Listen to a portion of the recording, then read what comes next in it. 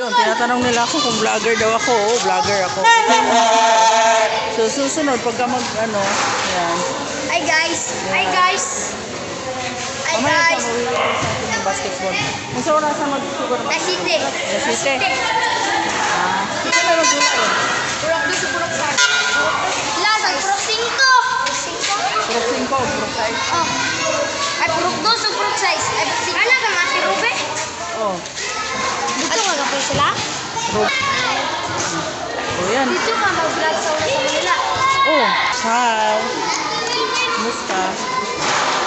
Ayun mga kanubay. Ito sa atin mamaya yung basketball. Ay, sorry. Hi, ma! Hello. Ayan, nag-i-enjoy sila kasi nagtatakot sila sa akin. Ayan.